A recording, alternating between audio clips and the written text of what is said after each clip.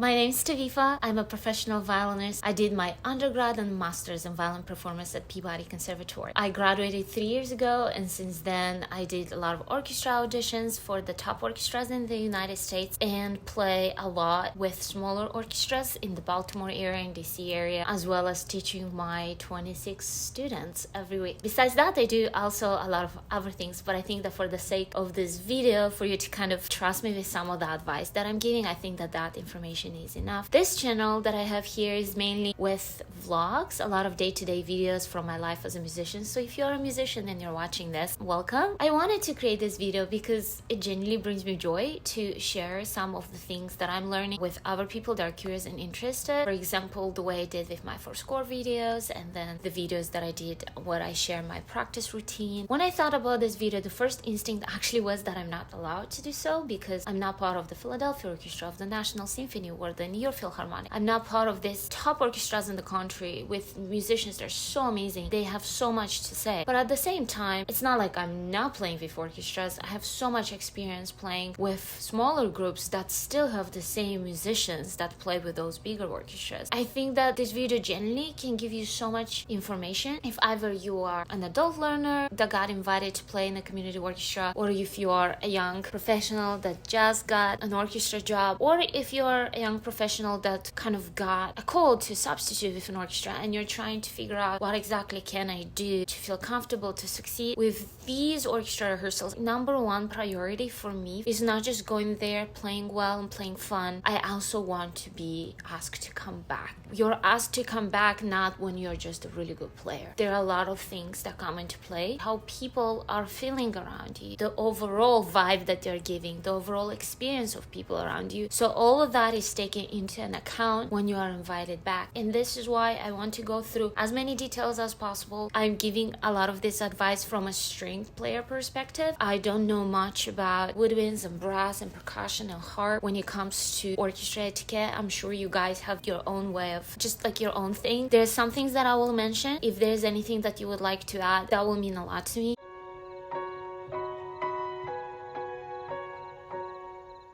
You randomly get this email saying like, "Hi Tavifa, we are in need for string players for this rehearsal and for this concert. Are you available to substitute?" So the first thing that should go through your mind, especially if this is your first time playing with a group, is that it's gonna be scary. I have groups that I play with all the time. They're kind of my friends. I know the energy, I know the vibe, I know what I can do to feel comfortable, I know how I can, have the best experience possible. But when you go and you play with a new group, it's a little bit scary because your stand partners will be new people, other players in the section will be new people, the whole orchestra is gonna have its own kind of culture. It's gonna be a little bit scary, but at the same time, there's so many things that you can do in order for yourself to feel more comfortable. One thing that I do is that I research the orchestra. I look up a little bit about them, how long they've been around, their mission, and I also look up the conductor and the concertmaster. Knowing as much as possible about the professionals that will be above me gives me so much comfort. Also creates room for conversations in the future during the intermission and then after the concert. The more information you'll know about the group and about the conductor and concertmaster, the easier it's gonna be to feel comfortable. Also, the seats are released as well pretty early, so you can see who's gonna be your stand partner, who is going to be in your section. So if you see any names that you know, I encourage reaching out and be like, "Hey, we're going to play this orchestra together." And you already know you have a person that you know. For me, that wasn't the case in one of the recent concerts that I did. And honestly, it was kind of nerve-wracking to do it. It went well anyway. Just me knowing so much information about the orchestra actually helped me be comfortable.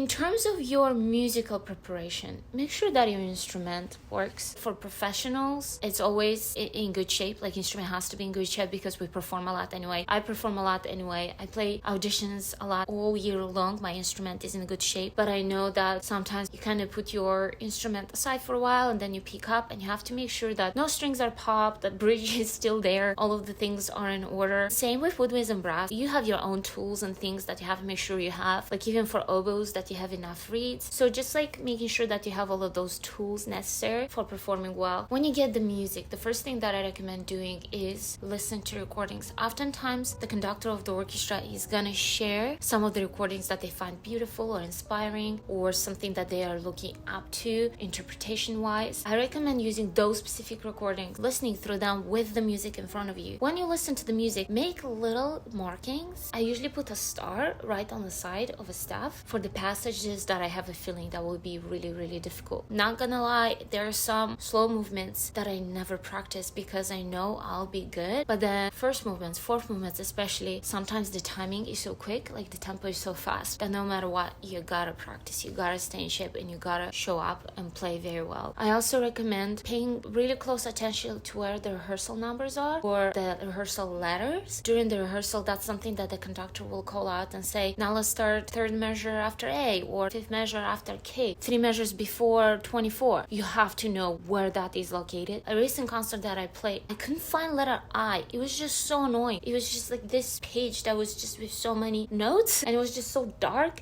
and then I was just like a little stick. I had a stem partner that helped me find it very quick, but still, it's just something that will bring you comfort, that you know how to find music when you have to play. If the music has Divisi, which means that you play either top line or the bottom line, I recommend learning both of them, because you don't know if last moment a musician will get sick or drop out, and then maybe the seats are gonna change, and instead of you being inside, outside, it could be like reversed. So make sure that you practice both Divisi, top and bottom. When we are playing and we share a music stand with a stand partner, we have the inside player and then the outside player. Outside means you're the closest to the audience, and inside means that you are closest to the orchestra. The thing about Divisi, there are some parts that not only you divide into the top voice or the bottom voice, sometimes you have 3 staff, and then Divisi can go by stand. It says in the music by stand, but then you go into the rehearsal and the conductor can say, okay, you know what, this is too much, it sounds too heavy, how about we do it by person? That's why it's so important to learn all the options in the Divisi, because you don't know what exactly is gonna happen. If you're a violinist or if you're a string player and you're asked to play second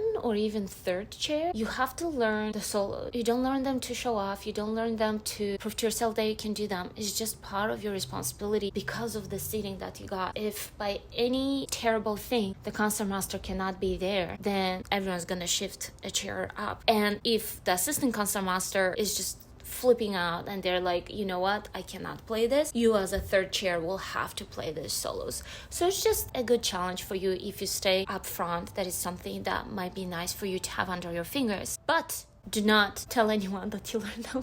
It's not important unless it's needed. Do not show up to rehearsal and start warming up with the solos of the principal. Another thing is page turns. That's also something you can kind of think about during your practice before the rehearsal. Some pages are happening quick, so you have to stop playing on time. Especially if you are the inside player, it's your responsibility to turn pages. If the movement is really fast, you have to kind of drop from the music sooner to be able to turn the page, so the person that plays outside never stops the phrase. That's number one thing about page turners that you have to consider. Number two, you have to be extremely discreet when you do the page turns. Page turns should not be heard, especially when second movement is being played, for example, and then you have to turn the page, but it happens at the same time as woodwinds or brass have solos, and then everyone is having this surreal experience, heavenly experience, because this instrument is playing this beautiful tune, and then you hear the You don't want to be that person. You can either turn before the movement ends, or you can turn right before you have to come in as a section. Practice finding the high notes without making noises. Sometimes they're like rests, and then you have to play this high note. In the orchestra, you can't just start plucking your way through or playing something. If it's silence,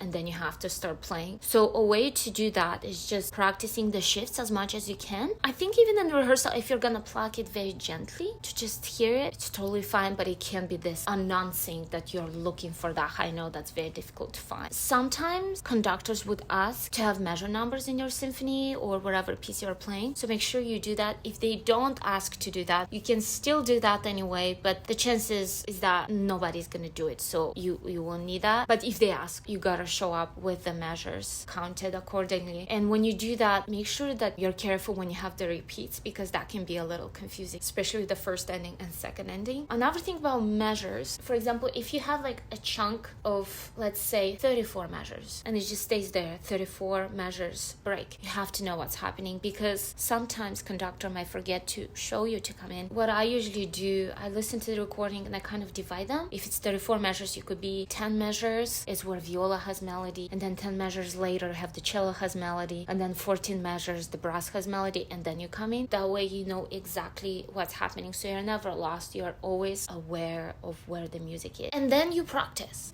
a lot. Confidence comes from being ready and for knowing what is gonna happen. Rehearsal is not for learning your part. Rehearsal is putting together a vision and just putting together this story that all musicians are giving to the audience. Some things to consider right before the rehearsal. You're still home, maybe the day before. Read again through all the emails related to the orchestra. Is there a dress code for the first day? Sometimes they have like a photographer taking photos, film crew that is trying to make this documentary or fundraising video. There might also be no information about the rehearsal. That is totally fine, but you have to know that. Another thing, do you have to bring a music stand to your first rehearsal or no? If you practice everything in your iPad, some orchestra do not prefer iPads. They still like using paper only. Double check all of these things. Last thing, very important, before you leave the house, if you're in a habit, the way I am, to use perfume or any sort of scents or even hair oil, because I have my own hair oil that I love so much. I think the smell is so beautiful. When you go to the rehearsal, that's probably number one rule. Do not wear perfume. Do not wear any scent. You can wear deodorant,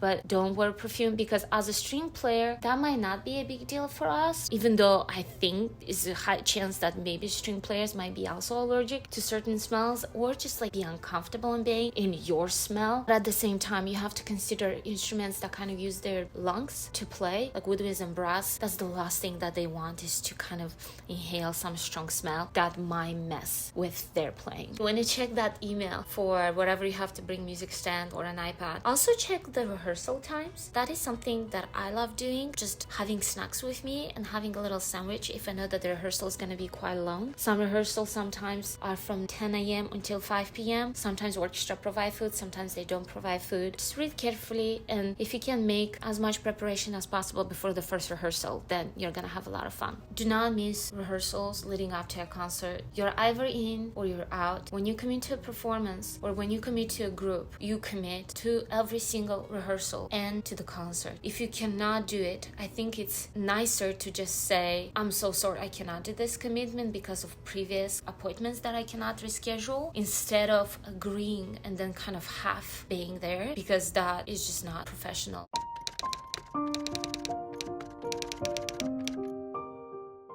If it's your first time at the new venue, first time with a new group, arrive 30 minutes earlier, if not earlier than that. You have to consider parking. You have to consider the GPS kind of putting you in the wrong spot. A lot of times rehearsals are happening on stage, on the actual stage, and the fastest way for the musician to get there is using the back door. Most of the time, GPS is not gonna give you the location of the back door. That's something you'll have to walk to, and a lot of times you have to walk around the concert hall, and that's a lot of walking that takes time. Once you found the rehearsal space, walk in, say hi to people, right, and unpack your instrument. When you unpack your instrument, make sure that you don't do it just on the floor where people walk, especially if you're a cello player. At the same time, when you unpack, do not pick like a very obvious spot. This is a personal rule of mine. I don't know who told me this, but you don't want to steal a core member's regular spot. If you can pick like a spot in a corner, very discreet, where you can kind of shove all your things that they're out of the way, but also looks like a spot that no member would ever want to put their instrument there, that means you're good. While you're still backstage, tune your instrument. Sometimes A is tuned to 440 or 442, 441, it depends on the orchestra. I recommend tuning backstage and doing as much as you can backstage, so then when you are on stage and you have to tune, you don't have like a string unpegged. No matter what happens, you don't want to be the last person that's tuning on stage. Do everything you can backstage, so then when you go there, you have like little final touch-ups. When you walk on stage, make sure that you take with you your instrument, all the accessories that you need for your instrument. If you are taking your iPad, don't forget your pencil and your pedal, and don't forget your real pencil if you're using the regular music. You're also allowed to take water with you with a closed lid. Do not take any food with you. Your phone should be turned off. You can take your phone with you, you can turn it off. You can also put it on silence and kind of leave it on the floor, but at no time you should touch your phone. If it's easier for you to just leave it backstage, I recommend you to do so. During summer, a lot of concert halls are generally very cold, so I take this extra cardigan with me that I can throw on me if I get a little bit cold. So let's assume you got to the orchestra but you're really late. There was a car accident, something happened, it's not on you, things happen. When you walk on stage and the orchestra is already happening, go to the back of your section and sit down and stay there and play from there until the end of the rehearsal. If you have a closer kind of spot to the front, nobody should interrupt the rehearsal because you arrived. It's something that you're gonna do during the break. Usually what happens if anyone is late, the sections kind of move forward, people move a seat up to kind of fill in the blanks so there's never a gap.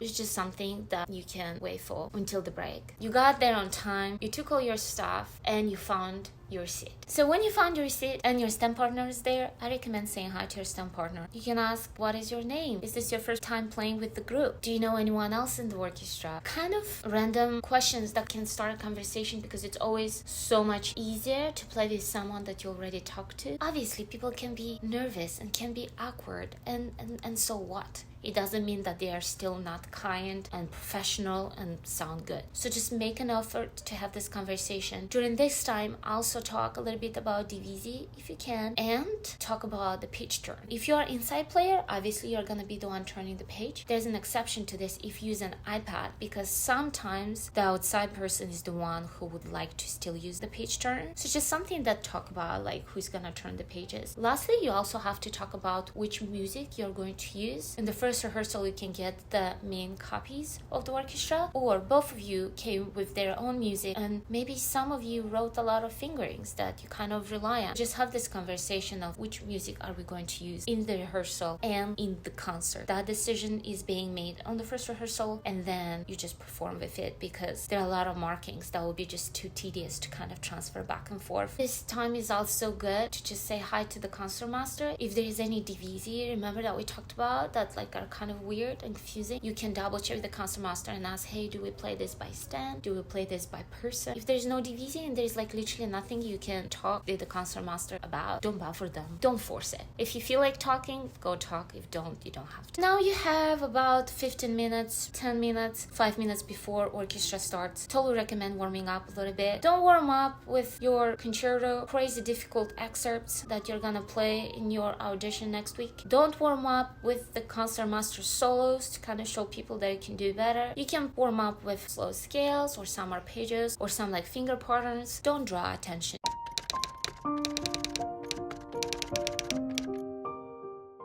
When the conductor stops conducting, stop playing immediately. It's really hard sometimes to do it because you're in the middle of a phrase, you're in the middle of a passage, but if the conducting is not happening, then you have to just stop playing. During the orchestra, I also recommend no chatting with the stunt partner. Maybe sometimes a little bit, try to be as discreet as possible. If there are any comments that are being made to a different section, I recommend listening very careful, because a lot of times if it's the exact same phrase that then it's being repeated in your section, all those comments will apply to you. Shouldn't be repeated by the conductor. In general, just don't zone out. If there are any comments made to a different section, be engaged, listen to it. Don't just start looking away. If the conductor starts talking to your section, I recommend making eye contact and nodding while you take notes. Sometimes it's uncomfortable to look in the eyes of people that you kind of meet for the first time, especially that they're looking down at you. But it's very important for the conductors to know you're actually listening, and the way you let them know that you're listening is by looking and nodding. When marking your music, a lot of times the music goes back to the orchestra library, or it's rented and it goes back to the place that it's rented. So you have to consider this. Always use pencil, and when you do, don't mark things harshly and don't do it too often. So if you have 5 flats and the 5th flat you're always missing, you're not gonna write like flat in front of every single note, right? You can circle the flats and then you consider that when you're practicing for the next day. Also, the unspoken rule when writing the fingerings, the outside person is gonna write the fingerings on top, and then the inside people are gonna gonna write the fingerings on the bottom. If at some point violas mess up something, or anyone else, if that happens, do not stare at the section that's being roasted. And do not stare during moments when people have solos. Not in rehearsal and not even during concerts. It's probably exciting to watch them play the solos, especially if it's a French horn and they're doing an amazing job. It's just adding extra stress. Nobody wants extra stress. You just look at the music and at the conductor. Going back to using the pencil. When you use it, make sure that when you put it back on the music stand, it doesn't make noise. Sometimes it literally sounds like somebody just takes the pencil and like throws it at the music stand. You want to avoid that. You don't mean that attitude, but it translates like in a bad attitude. When you mark your music and when you do everything very gently, don't bend or tear pages. Make sure that the music is as beautiful and as clean, as preserved as possible. Also, do not write nasty comments on it. I worked as a librarian for 2 years for my school. To be frank, there were students, but some of those were really funny and I knew exactly who wrote them. That was the part that was not good. In the rehearsal, when you make all the markings, know that people will know who wrote them when the concert is done. This one is quite important. People don't talk about it a lot. You're not gonna see it written anywhere. Don't show if you're exhausted. Don't show if you're tired. Don't show if you're annoyed. In general, like, don't show much emotions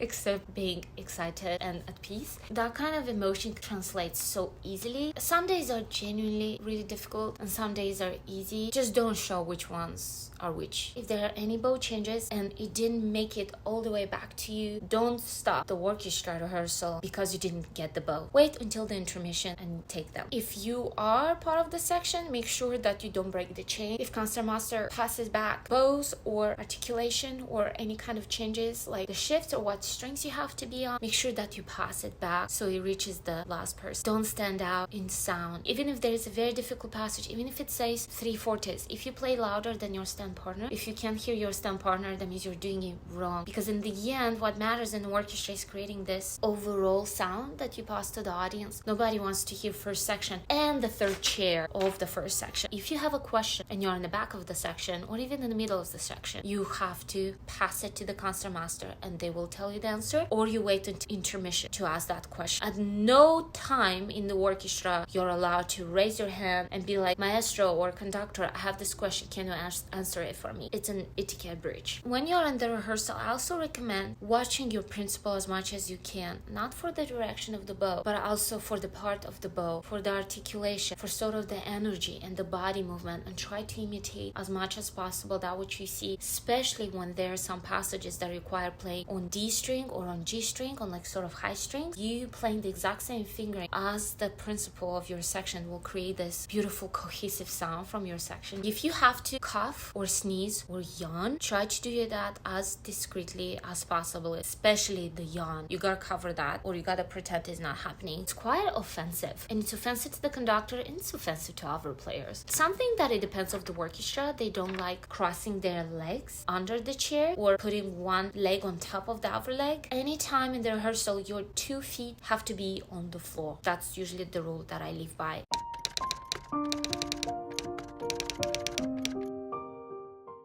If you need to use the restroom, you gotta go and do that right away. You don't go use the restroom when people are starting to come back from the orchestra break. Once you're back from the restroom, if you needed it, I recommend double checking those bows that didn't make it to you and double checking those divisi that might have made it to you or might have not. Also take this break opportunity to say hi to a few people. Don't go out of your way to say hi to them, but for example, if you're next to your bag and you're getting some water or something like that or snacks, like say hi to the person next to you. Ask them how long have they been playing with the group, and then if they're core members, just tell them how excited you are to be able to join them and how much you heard about them and how wonderful they are. In most cases, that's genuinely true. When I go and I play with smaller orchestras in DC or here in Baltimore, especially if they're the groups that are inviting me for the first time, all of those things are true. I am excited to be there. I am excited to be given that chance, and I'm excited to just be part of that group. Also ask questions about them. How long have you been in this group? What do you like like about this program? Any questions? But it would be nice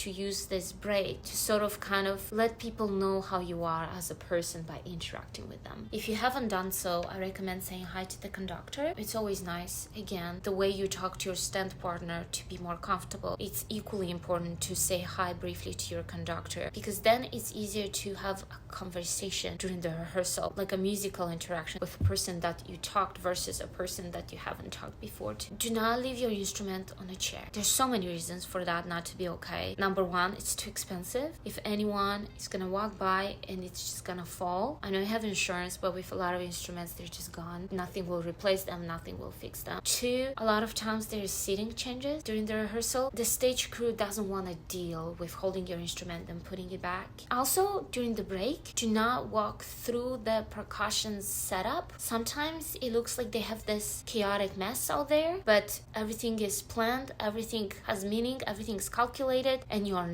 not allowed to walk through it. When you have conversations with other people, don't complain. Don't complain about the drive. You're sitting in the orchestra like, oh, it's so close to the conductor, I'm scared. It's so far back, I barely can keep up. There's so many wonderful topics you can talk about. Just don't be the person that complains. It's a privilege that you got invited to play with this group and that they trusted to have you there for that orchestra cycle. It's a privilege to be part of the group altogether. Be grateful that that opportunity is being given to you no matter what setting you have. So then you have the second half of the rehearsal, and that's pretty much it. You know everything about rehearsal time and the intermission. For the next rehearsal happening, you can totally arrive not 30 minutes earlier but 15 minutes earlier, because by then you're gonna have everything necessary to kind of set up and you'll know exactly what's happening in order for you to have fun.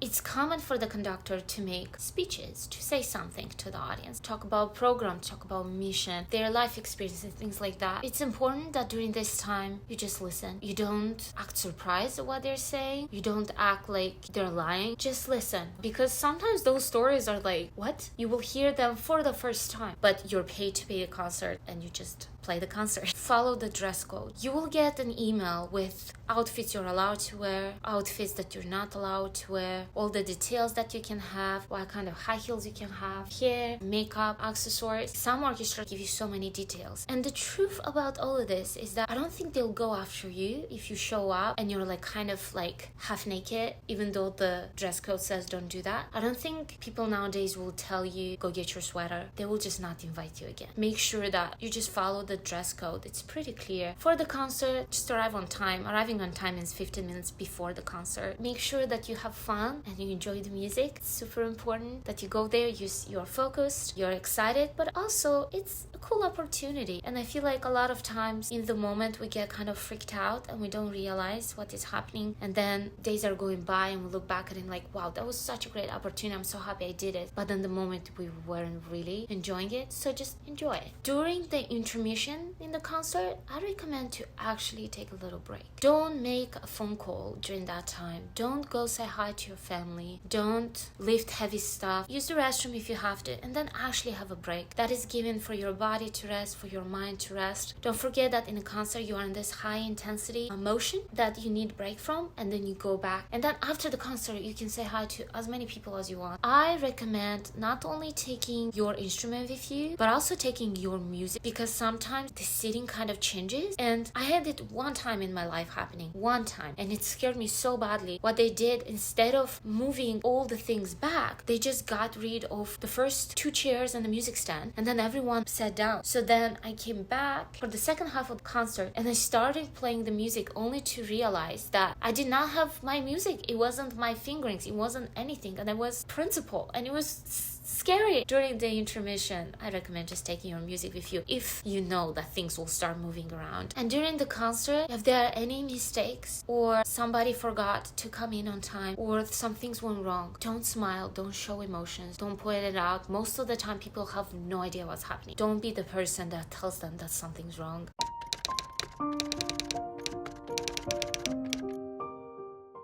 You just came back from the intermission, you played the second half, it went great. Now people are clapping, the concert ended, you did a great job. Conductor looks at you and asks your section to stand up. Stand up, take credit, smile, don't be shy, don't be hesitant. Same with woodwinds and brass. You guys are always like asked like 5 times to stand up. Take credit, you did a hard job, you're all alone per part. That's impressive, especially if you did an amazing job. You definitely deserve to just stand up and take credit for it. When you play with a new group, don't make plans after the concert, because most of the time people that perform will invite you to hang out. Sometimes people go and get drinks together. I don't drink, but I'll go and I'll have some Diet Coke. I love hanging out with people. Make sure that you have that available, because oftentimes that's when you actually form those strong relationships with the new people in your life, just celebrating this achievement. If nobody invites you to hang out together, that's fine as well. You can just go home and actually have a break. Lastly, save the music program of the concert, because time will go by and it's really nice to look at the things that you were part of. I know over years things will kind of pile up, and then maybe you'll have to look through which ones have a special connection to you and which ones have to go. But in the moment after a concert that's being performed, save those programs, because it will bring you a lot of joy to have it.